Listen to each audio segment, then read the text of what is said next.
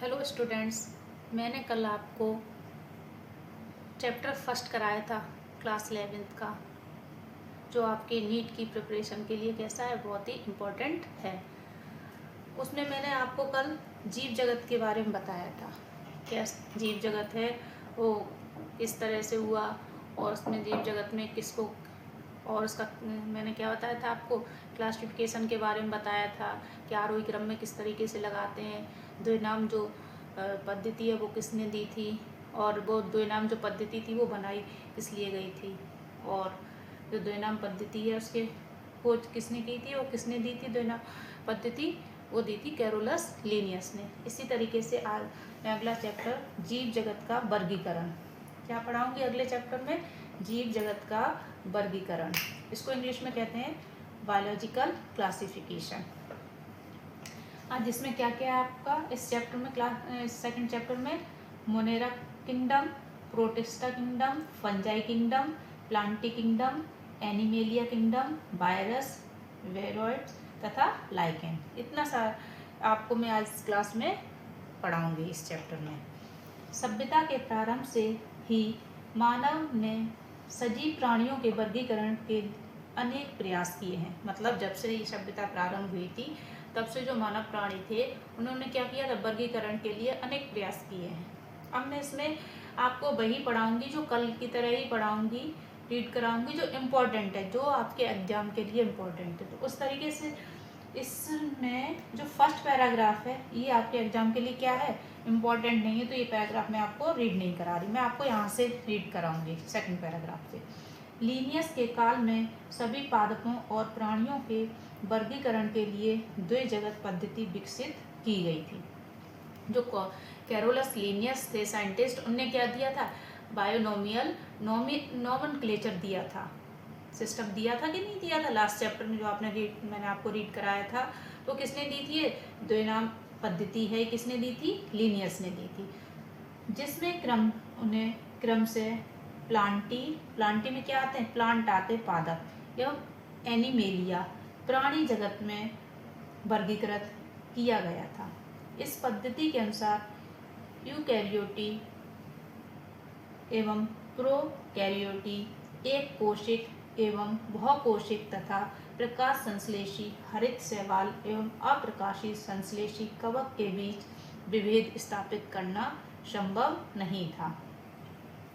मतलब जो ये पद्धति बनाई थी इनने, जो बायोनोमियल नोमेनक्लेचर, इसके द्वारा न तो ये पता कर पा रहे थे कि उसमें कौन मल्टी सेलुलर है या यूनिसेलुलर है, या फिर ये कैसे हैं, फोटोसिंथेसिस करने वाले हैं या नहीं फोटोसिंथेसिस करते हैं। तो हम इनमें क्या नहीं कर पा रहे थे, कोई भी मतलब डिफरेंस नहीं कर पा रहे थे।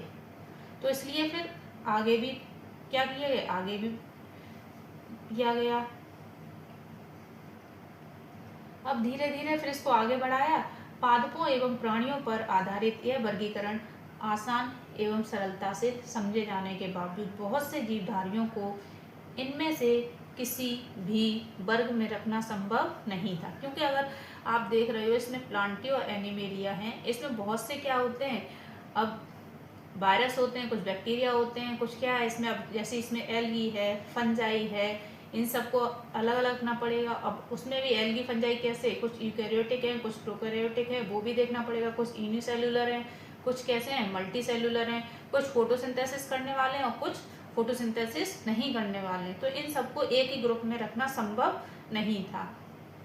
इसी कारण अत्यंत लंबे समय से चली आ रही वर्गीकरण की द्विजगत पद्धति अपर्याप्त सिद्ध हो रही थी। इसके अतिरिक्त वर्गीकरण के लिए आकारकी के साथ साथ कोशिका संरचना, कोशिका भित्ति के लक्षण, पोषण की विधि, आवास, प्रजनन की विधियां एवं विकासीय संबंधों को भी समाहित करने की आवश्यकता महसूस की जाने लगी। अतः समय के साथ साथ सजीवों के वर्गीकरण की पद्धति में अनेक परिवर्तन आए हैं। पादप एवं प्राणी जगत के वर्गीकरण की इन कठिन पद्धतियों जिनमें सम्मिलित समूह जीवधारियों में होने वाले परिवर्तन शामिल हैं, सदा ही समाविष्ट रहे हैं। इसके अतिरिक्त जीवधारियों के विभिन्न जगत की संख्या एवं उनके लक्षणों की विभिन्न वैज्ञानिकों द्वारा अलग अलग व्याख्या की गई है। जैसे मैंने कल आपको कुछ इम्पोर्टेंट पॉइंट बताए थे बेटा, उसी तरीके से इस चैप्टर में मैं आपको आगे भी इम्पोर्टेंट चीज़ें बताती चल रही हूँ। अब जैसे आपसे पूछ लिया जाएगा कि द्वैजगत, इसमें मैं आपको ये अंडरलाइन, द्वैजगत जो पद्धति है वो किसने दी थी? लीनियस ने दी थी आपकी, ये भी आपका इम्पोर्टेंट है। उसके बाद प्लांटी में क्या रखा गया था आपका? प्लांटी में रखा गया था, क्या रखा गया था प्लांटी में? प्लांट रखे गए थे। एनिमेलिया में क्या रखे गए थे? प्राणी रखे गए थे। जगत में वर्गीकृत किया गया था। ये आपका इम्पोर्टेंट है, इस चीज़ को ध्यान रखना। अब आपकी ये मेन तो इम्पोर्टेंट, मोस्ट इम्पोर्टेंट क्या है? ये टेबल है आपकी, बहुत ही इम्पोर्टेंट ये टेबल है आपकी, क्योंकि इस टेबल से आपके कई क्वेश्चन पुटअप हो सकते हैं। ओके, जैसे अब इसमें क्या है? इसमें करैक्टर हैं, ये इनको इस करैक्टर के आधार पर ये 5 जीव जगत के जो लक्षण हैं इसको 5 भागों में डिवाइड किया गया था। ठीक, अब देखो इसमें पहले मैं इसको पढ़ा दूँ, फिर इसको टेबल को ऊपर आपको समझाऊंगी क्या लिखा है इसमें। अब इसमें ये सब बेटा ध्यान से पढ़ना, आप लोग सुनना। सन 1969 में R.H. बिटिकर द्वारा एक 5 जगत वर्गीकरण की पद्धति प्रस्तावित की गई थी। किसके द्वारा की गई थी? 1969 में R.H. बिटिकर एक साइंटिस्ट थे जिनने क्या दिया था? 5 किंगडम क्लासिफिकेशन सिस्टम दिया था। किसने दिया था? R.H. बिटिकर ने दिया था। वो कौन सा क्लासिफिकेशन ने दिया था? 5 किंगडम क्लासिफिकेशन दिया था। इस पद्धति के अंतर्गत सम्मिलित किए जाने वाले जगतों के नाम मोनेरा, प्रोटिस्टा, फंजाई, प्लांटी एवं एनिमेलिया हैं। इसमें ये 5 है, 1 2 3 4 5 किंगडम है इसमें कि नहीं? तो वही इसमें ये इसको इसलिए क्या बोला गया है? 5 जगत वर्गीकरण बोला गया है, या फिर इंग्लिश में कहें 5 किंगडम क्लासिफिकेशन। कोशिका संरचना, शारीरिक संरचना, पोषण की प्रक्रिया, प्रजनन एवं जाति वृत्ति संबंध उनके वर्गीकरण की पद्धति के प्रमुख मानदंड थे। अब आपको इसमें ये कह रहा है कि जो 2.1 ऊपर ये टेबल बनी है इसको देखें आप। अब देखो इसमें मैं आपको बता रही हूँ बेटा, मोनेरा, प्रोटिस्टा, फंजाई और प्लांटी एनिमेलिया, इनको ये क्या किया था? जो R.H. बिटिकर साइंटिस्ट थे, इन्हें 5 फाइलम में इनको क्या किया था? डिवाइड किया था। 5 किंगडम में इन्हें डिवाइड किया था। अब इसमें इनके करैक्टर के आधार पर इनको अलग अलग रखा गया था। पहला करैक्टर क्या ने दिया था? कोशिका प्रकार, मतलब सेल टाइप, किस प्रकार की इनमें सेल होगी। तो जो मोनेरा थे, मोनेरा किंगडम के जो थे वो कैसे थे? प्रोकैरियोटिक थे। कैसे थे? प्रोकैरियोटिक थे। और जो प्रोटिस्टा के थे वो कैसे थे? यूकैरियोटिक थे। फंजाई कैसी थी? यूकैरियोटिक। प्लांटी कैसी थी? यूकैरियोटिक। एनिमेलिया कैसे थे? यूकैरियोटिक। ओके, अब उसके बाद सेल वॉल, कोशिका भित्ति को इंग्लिश में क्या कहते हैं? Cell wall. अब जो मोनेरा जगत की जो सेल वॉल थी वो कैसी थी? सेलुलोज रहित थी। उसमें क्या था? बहुत सैकराइड, मतलब उसमें सैकराइड्स थे और अमीनो अम्ल थे। किसकी? मोनेरा जगत के जो प्राणी थे उनकी जो सेल वॉल थी वो किसकी? सेलुलोज रहित थी और में अमीनो एसिड भी थे। अब प्रोटिस्टा में थे, कुछ में उपस्थित थे, मतलब सारे प्रोटिस्टा में ये सेल वॉल क्या थी? उपस्थित नहीं थी। अब इसमें क्या? फंजाई में क्या उपस्थित? सेलुलोज। इसमें फंजाई में क्या था?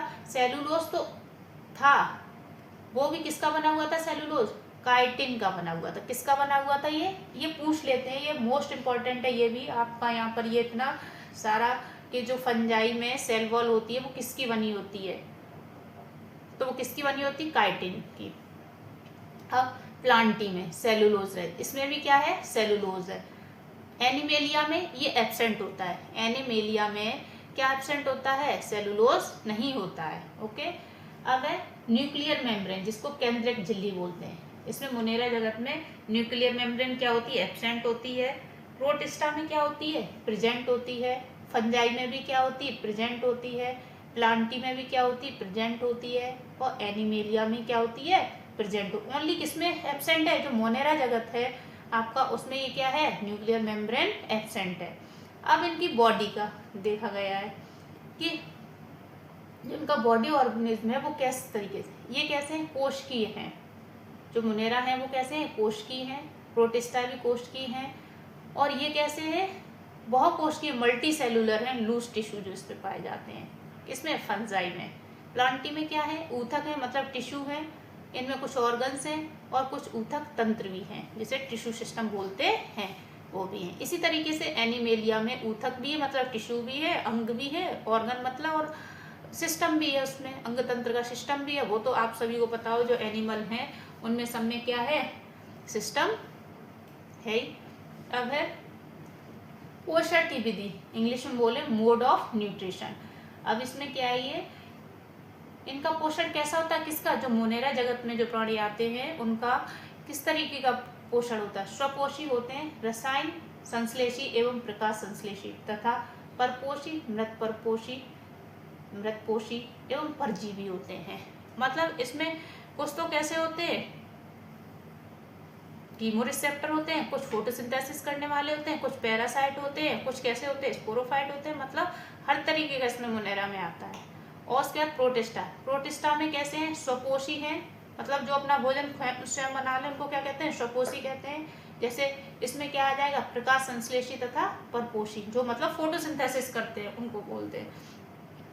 अब क्या है इसमें, परपोषी, फंजाई में क्या है, परपोषी है, मृतपोषी एवं परजीवी, मतलब जो दूसरों पर डिपेंड रहते हैं ये। ओके।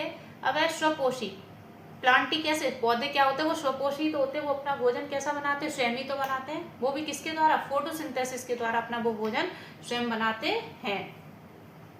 अब क्या है एनिमेलिया, एनिमेलिया में क्या है आपका, परपोषी है। ओके, ये दूसरों पर डिपेंड रहते हैं, जैसे प्राणी, संभोजी, मृतपोषी इत्यादि। जैसे हम लोग हैं एनिमेलिया भी, या जानवर हैं, वो क्या, जब हम जानवरों को भोजन देंगे तभी तो वो करेंगे, या और हम लोग हैं, हम लोग किसके लिए भोजन के लिए डिपेंड है, किस पर डिपेंड है, हम लोग पेड़ पौधों पर डिपेंड हैं, एनिमल्स पर डिपेंड हैं, तो हम कैसे कहला रहे हैं, परपोषी कहला रहे हैं। मोड ऑफ रिप्रोडक्शन, अब इनमें रिप्रोडक्शन किस तरीके का होता है, जैसे मोनेरा जगत है इसमें कंजुगेशन टाइप का होता है। किस टाइप का होता है रिप्रोडक्शन, कंजुगेशन टाइप में। प्रोटिस्टा में युग्मक संलयन एवं संयुग्मन, मतलब इनमें भी क्या होता है, कंजुगेशन भी होता है और युग्मक संलयन भी होता है। फंजाई में क्या होता है, फर्टिलाइजेशन होता है, फर्टिलाइजेशन होता है, इसमें भी फर्टिलाइजेशन प्लांटी में भी होता है आपका, एनिमेलिया में भी क्या होता है, फर्टिलाइजेशन। तो आपको ये टेबल बहुत ही ध्यान से आपको याद करना, क्योंकि यहाँ से क्वेश्चन पुटअप किए जा सकते हैं कि न्यूक्लियर मेम्ब्रेन मतलब which of the following nuclear membrane present, मतलब पूछ लेते हैं निम्नलिखित में से किसमें न्यूक्लियर मेम्ब्रेन प्रेजेंट होती है या फिर एब्सेंट होती है। तो इसका नाम अगर मोनेरा का दे दिया, एब्सेंट पूछेंगे तो मोनेरा का नाम दे देंगे और इसमें से 3 ऑप्शन दे देंगे। तो आपको बताना पड़ेगा कि मोनेरा में क्या होता है, जो मोनेरा जो जगत है उसमें क्या होता है, न्यूक्लियर मेम्ब्रेन एब्सेंट होती है। इसी तरीके से आपका और क्वेश्चन इसमें से पुटअप होते हैं, जिसमें ये पूछ लेते हैं निम्नलिखित में से कौन सा जगत आपका क्या है, यूकैरियोटिक है या फिर प्रोकैरियोटिक है, ये भी क्वेश्चन यहाँ से पुटअप होता है। ओके, अब इस तरीके से आप इस टेबल को क्या करना है, आपको अच्छे से रिवाइज करना है, जिससे इसमें से आपका 1 या 2 क्वेश्चन पुटअप हो सकता है। जरूरी नहीं है कि इसमें से 2 हों या 3 हों, 1 तो होना ही होना है, क्योंकि इम्पोर्टेंट है, इसमें से भी क्वेश्चन पूछे जा सकते हैं। अब आगे, अब हम 5 जगत वर्गीकरण से जुड़े मुद्दों एवं धारणाओं पर विचार करेंगे, जिससे वर्गीकरण की ये पद्धति प्रभावित है। इससे पहले की वर्गीकरण पद्धति के अंतर्गत, जो इससे पहले जो वर्गीकरण की क्या हुई थी पद्धति के अंतर्गत, क्या क्या आए थे, bacteria, blue green algae, fungi, moss, fern, gymnosperm एवं एंजियोस्पर्म को पादपों के साथ रखा गया था। किसके साथ रखा गया था इनको, पादपों के साथ में, मतलब जो पहले वाला जो वर्गीकरण था उसमें क्या था, इनको पादपों के साथ में रखा गया था इन सबको। लेकिन अब क्या है, अब इसमें देखो, अब इसमें आपके बैक्टीरिया अलग रख दिए गए, okay, blue green algae, fungi ये अलग रख दिए गए, जो प्लांट हैं वो अलग रख दिए गए हैं, रखे गए कि नहीं, सब अलग अलग रखा गया है इसमें। तो आपको पता होना चाहिए कि जो 5 किंगडम जो आपका क्लासिफिकेशन है उसमें क्या क्या एक साथ हैं और क्या क्या अलग अलग रखे गए, और जो पहले दिया था जो बायोनोमियल नोमेनक्लेचर दिया गया था उसमें क्या क्या साथ रखे गए थे, ये आपको ध्यान से पता होना चाहिए अच्छे से। इस जगत के समस्त जीवों की कोशिकाओं में कोशिका भित्ति का उपस्थित रहना एक समानता थी। मतलब इस जगत में क्या होता था, जब इसमें ये किया गया तो सबकी सब में क्या होना है, सेल वॉल थी वो प्रेजेंट ही होती थी, सब में ये सिमिलरिटी थी, जबकि उनके अन्य लक्षण एक दूसरे से एकदम अलग थे। जीवन की 3 अनुच्छेद पद्धतियां भी प्रस्तावित की गई थी, जिसमें मुनेरा जगत को 2 अनुक्षेत्रों में वर्गीकृत किया गया था तथा सारे यूकैरियोट्स जगत को तीसरे अनुक्षेत्र में रखा गया था। अतः एक षष्ठ जगत वर्गीकरण पद्धति भी प्रस्तावित की गई। आप इस पद्धति के विषय में विस्तार से उच्च कक्षाओं में पढ़ेंगे। प्रोकैरियोटिक बैक्टीरिया तथा नील हरित शैवाल या साइनोबैक्टीरिया को अन्य यूकैरियोटिक जीवों के साथ वर्गीकृत कर दिया गया। इस पद्धति के अनुसार एक कोशिक जीवों को बहुकोशिक जीवों के साथ वर्गीकृत किया गया, जैसे क्लाइमैडोमोनास, स्पायरोगारा शैवाल। इस वर्गीकरण में कवकों जैसे परपोषी का हरित पादपों जैसे स्वपोषी के बीच भी विभेद नहीं किया गया, जबकि कवकों की कोशिका भित्ति काइटिन, कवकों की जो कोशिका भित्ति है वो किसकी बनी है, काइटिन, किसकी बनी हुई है, काइटिन की, एवं हरित पादपों की सेलुलोज की बनी हुई। ये बेटा आपकी लाइन है, ये भी बहुत इंपॉर्टेंट है, मोस्ट इंपॉर्टेंट है ये लाइन, आपको इस लाइन को ध्यान से याद रखना है। इन्हीं लक्षणों को ध्यान में रखते हुए कवकों को एक अलग जगत फंजाई के अंतर्गत रखा गया। किसके अंतर्गत रखा गया है, मतलब इन कैरेक्टर को देखते हुए क्या किसमें रखा गया कि मतलब इनमें सेल वॉल होगी प्रेजेंट कवकों में, और ये सेल वॉल किसकी बनी होगी, काइटिन की बनी होगी, और जो हरित पादप हैं उनकी किसकी बनी होगी, सेलुलोज की बनी होगी। सभी प्रोकैरियोटिक जीवधारियों के साथ मुनेरा तथा एक कोशिकीय जीवधारियों को प्रोटिस्टा जगत के अंतर्गत रखा गया। अब आपको ध्यान रखना कि प्रोकैरियोटिक जीवधारियों के साथ किसको, मुनेरा तथा एक कोशिक जीवधारियों को किसमें रखा गया, प्रोटिस्टा जगत में रखा गया। ओके, प्रोटिस्टा जगत के अंतर्गत कोशिका भित्ति युक्त क्लैमाइडोमोनास एवं क्लोरेला, जिन्हें पहले पादपों के अंतर्गत शैवाल में रखा गया था। किसमें रखा गया था, शैवाल में रखा गया था। बेटा इस बुक को मैं आपको फास्टली रिवीजन करा रही हूँ, इसलिए इस बुक को आप बहुत अच्छी तरीके से पढ़ेंगे, क्योंकि इसमें से आपके इस चैप्टर में से जो भी मैं ये चैप्टर आपको रीड करा रही हूँ इनमें से काफ़ी क्वेश्चन पुटअप होते हैं। और आपको क्या चाहिए, इस टाइम आपका 3 मई को एग्जाम है नीट का, तो आपको फास्टली रिवीजन करना चाहिए जिससे आपके अच्छे मार्क्स आ सकें।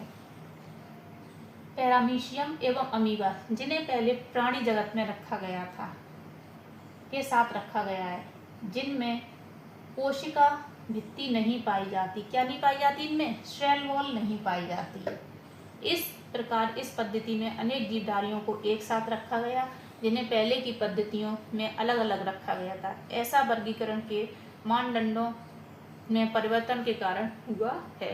इस प्रकार के परिवर्तन भविष्य में भी हो सकते हैं, जो लक्षणों तथा विकासीय संबंधों के प्रति हमारी समझ में सुधार पर निर्भर होगी। समय के साथ साथ वर्गीकरण की एक ऐसी पद्धति विकसित करने का प्रयास किया गया है जो न सिर्फ आकार की, कायिक एवं प्रजनन संबंधी समानताओं पर आधारित हो, बल्कि जाति वृत्ति हो और विकासीय संबंधों पर भी आधारित हो।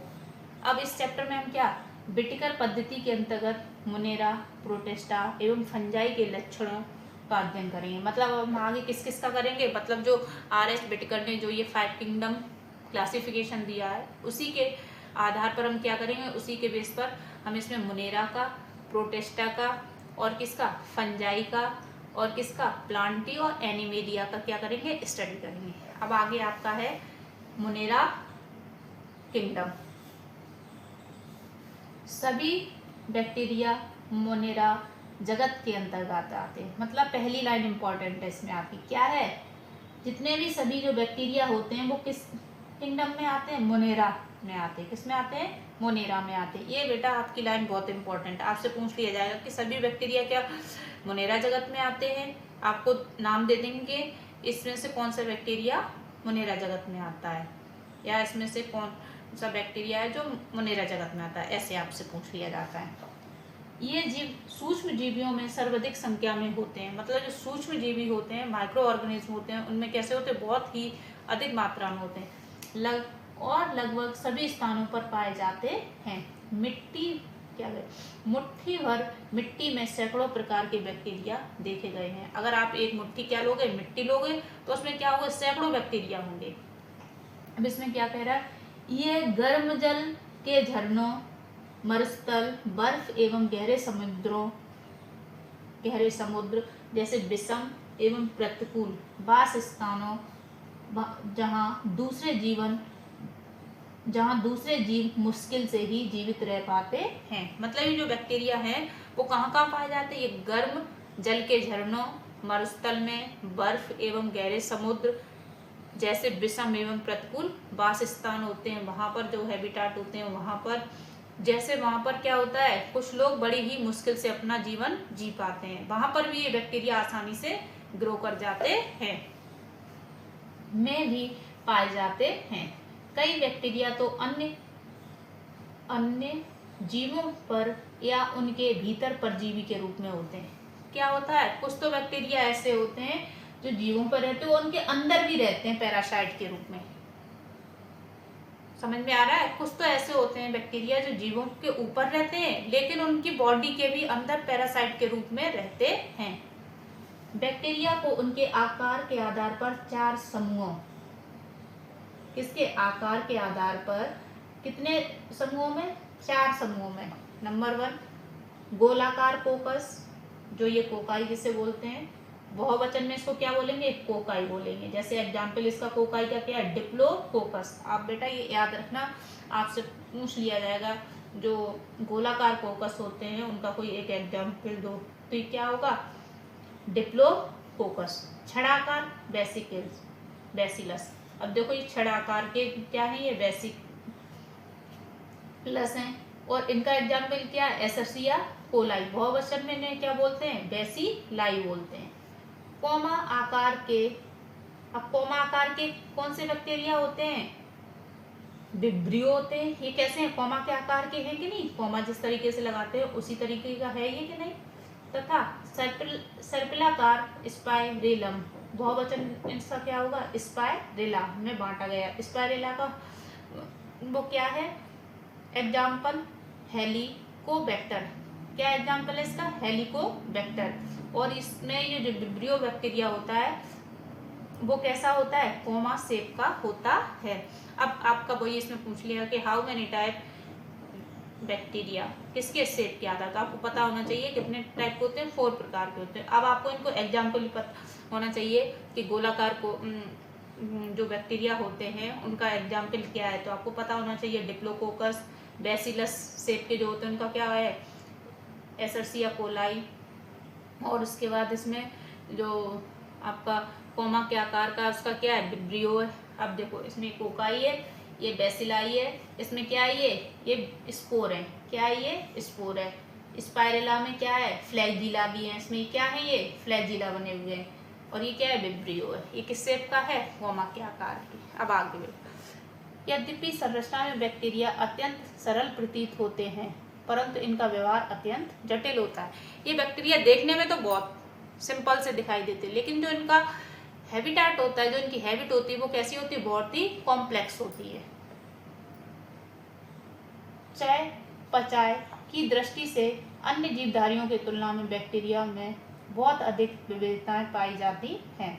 उदाहरण स्वरूप वे अपना भोजन अकार्बनिक पदार्थों से संश्लेषित कर सकते हैं। अब इसमें क्या है, जो बैक्टीरिया होते हैं वो अपना भोजन किससे प्राप्त कर सकते हैं, अकार्बनिक पदार्थों से संश्लेषित कर सकते हैं। जो अकार्बनिक पदार्थ होते हैं उनसे भी अपना भोजन प्राप्त कर सकते हैं। ये प्रकाश संश्लेषी, स्वपोषी अथवा रसायन संश्लेषी, स्वपोषी होते हैं। मतलब ये कुछ तो ऐसे होते हैं जो फोटोसिंथेसिस भी कर लेते हैं, कुछ कैसे होते हैं, कीमोसिंथेसिस। तो मतलब ये कैसे होते हैं, कुछ तो रासायनिक संश्लेषी होते हैं, कुछ कैसे होते हैं, प्रकाश संश्लेषी होते हैं। अर्थात वे अपना भोजन स्वयं संश्लेषित नहीं करते हैं अपितु भोजन के लिए अन्य जीवधारियों अथवा मृत कार्बनिक पदार्थों पर निर्भर रहते हैं।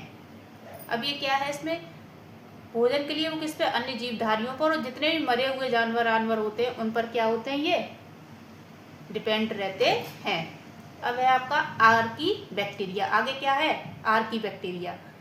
ये विशिष्ट प्रकार के बैक्टीरिया होते हैं। कैसे होते हैं? एक अलग ही स्पेसिफिक टाइप के बैक्टीरिया होते हैं। ये बैक्टीरिया अत्यंत कठिन वास स्थानों जैसे अत्यंत लवणीय क्षेत्र, जिसे क्या कहते हैं? हेलोफी कहते हैं। मतलब जहाँ अत्यंत लवणीय क्षेत्र होता है वहाँ पर ये पाए जाते हैं। गर्म झरने थर्मो एसिडोफिलस एवं कच्छ क्षेत्र मेथेनोजेन में पाए जाते हैं।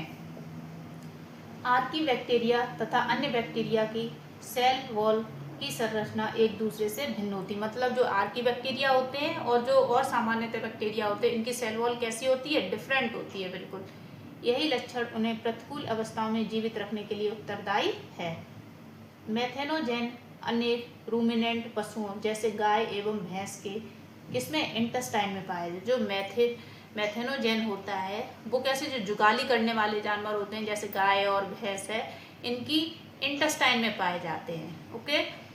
तथा इनके गोबर से मीथेन गैस का उत्पादन होता है, क्या करते हैं। तो बेटा आपके लिए ये लाइन भी इम्पोर्टेंट है यहाँ पर, और ये भी लाइन इम्पोर्टेंट है।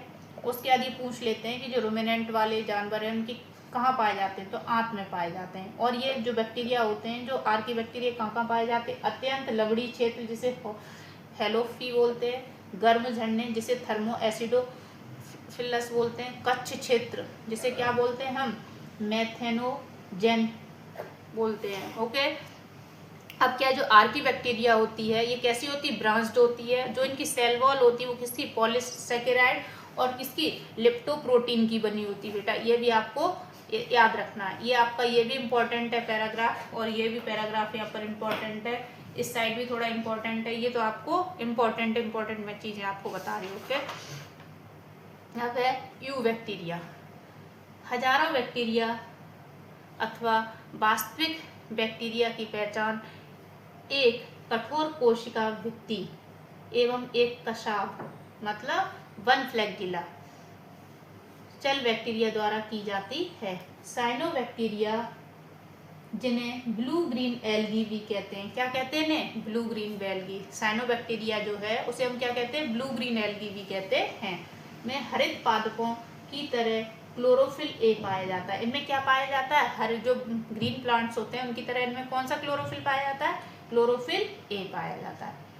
ये प्रकाश संश्लेषी स्वपोषी होते हैं। मतलब ये फोटोसिंथेसिस करते हो, ऑटोट्रॉप्स होते हैं। ओके। साइनोबैक्टीरिया एक कोष की कॉलोनी अथवा तंतु में अलवण जलीय समुद्री अथवा स्थलीय शैवाल हैं। मतलब इसमें ये कह रहा है जो साइनोबैक्टीरिया होते हैं वो यूनिसेल्युलर होते हैं, कॉलोनी में रहने वाले होते हैं, फ्लामेंटस होते हैं, अलवणीय जल में और समुद्र में, और स्थलीय शैवाल होते हैं। मतलब यहाँ ये पाए जाते हैं। और इनके मतलब ये कैसे होते हैं? एक कोशिकीय होते हैं, जिसे इंग्लिश में क्या बोलते हैं? यूनिसेल्युलर बोलते हैं। इनकी कॉलोनी प्राय जेली नुमा आवरण से ढकी रहती है, जो प्रदूषित जल में बहुत फैलते फूलते हैं। बैक्टीरिया जैसे नॉन स्टॉक एवं एनाबिना पर्यावरण के नाइट्रोजन को, ये लाइन बेटा आपके लिए बहुत इंपॉर्टेंट है, नाइट्रोजन को हेटेरोसिस्ट नामक विशिष्ट कोशिकाओं द्वारा स्थिर रख सकते हैं। अब देखो बेटा आपका ये क्या है?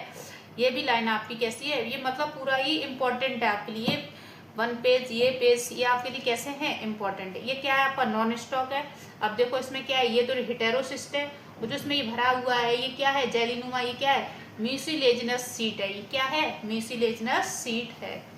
रसायन संश्लेषी बैक्टीरिया नाइट्रेट, नाइट्राइट एवं अमोनिया जैसे विभिन्न अकार्बनिक पदार्थों को ऑक्सीकृत कर उनसे मुक्त ऊर्जा का उपयोग एटीपी उत्पादन के लिए करते हैं। किसके लिए ये यूज करते हैं? एटीपी के लिए, जो एटीपी उत्पादन के लिए करते हैं। ओके। ये नाइट्रोजन, फास्फोरस, आयरन एवं सल्फर जैसे पोषकों के पुनर्चक्रण में महत्वपूर्ण भूमिका निभाते हैं। किस किस के? नाइट्रोजन, फास्फोरस, आयरन एवं सल्फर जैसे पोषकों के पुनर्चक्रण में महत्वपूर्ण भूमिका निभाते हैं। परिपोषी बैक्टीरिया, जिसे हम क्या बोलते हैं? परिपोषी को हेटेरोट्रॉफिक बोलते हैं। जो बैक्टीरिया होते हैं प्रकृति में बहुलता से पाए जाते हैं, मतलब बहुत आसानी से पाए जाते हैं, और इनमें अधिकतर महत्वपूर्ण डिकम्पोजर्स होते हैं। क्या होते हैं? डिकम्पोजर्स होते हैं। इन परपोषी बैक्टीरिया में से अनेक का मनुष्य के जीवन संबंधी गतिविधियों पर महत्वपूर्ण प्रभाव डालता है या पड़ता है। यह दूध से दही क्या बनाते हैं? दूध से दही। कौन सा बैक्टीरिया बनाता है दूध से दही? लैक्टोबैसिलस। प्रतिजैविकों के उत्पादन में लेग्यूम पादप की जड़ों में नाइट्रोजन स्थिरीकरण में सहायता करते हैं। आपको ध्यान रखना है कौन से बैक्टीरिया लेग्यूम पादप की जड़ों में नाइट्रोजन फिक्सेशन का काम करते हैं। कुछ बैक्टीरिया रोगजनक होते हैं, जैसे जो मनुष्य, फसलों, फार्म एवं पालतू पशुओं को हानि पहुंचाते हैं। विभिन्न बैक्टीरिया के कारण हैजा, टाइफाइड, टिटनेस, साइट्रेस, कैंकर जैसी बीमारियां होती हैं। ये सब आपको ये भी ध्यान रखना है कि बैक्टीरिया के द्वारा कौन कौन से डिजीज होती हैं, मतलब किस तरीके से बैक्टीरिया हार्मफुल होते हैं और किस तरीके से कैसे होते हैं, बेनिफिट इनका होता है, बेनिफिशियल होते हैं। तो ये चीज़ें आपको ध्यान रखना है। बैक्टीरिया प्रमुख रूप से कोशिका विभाजन द्वारा प्रजनन करते हैं। किसके द्वारा? सेल डिवीजन के द्वारा क्या करते हैं? प्रजनन करते हैं, रिप्रोडक्शन। कभी कभी विपरीत परिस्थितियों में ये बीजाणु मतलब स्पोर्स बनाते हैं। क्या बनाते हैं? स्पोर्स बनाते हैं। ये लैंगिक प्रजनन भी करते हैं, जिनमें एक बैक्टीरिया से दूसरे बैक्टीरिया में डीएनए का क्या होता है? पुरातन स्थानांतरण होता है। जैसे इसमें ये हो रहा है, क्या हो रहा है? ये पुरातन स्थानांतरण। ये क्या है? बाहर की तरफ ये क्या है? सेल वॉल है। ये क्या है? सेल मेम्ब्रेन है। और ये क्या है? डीएनए। तो इसमें क्या है? एक से दूसरे में क्या जा रहा है? डीएनए ट्रांसफर हो रहा है। अब आपकी क्लास में आपकी यहीं तक रखती हूँ। अगर आपको मेरी क्लास अच्छी लगी हो तो इसे लाइक करें और सब्सक्राइब करें। Thank you very much.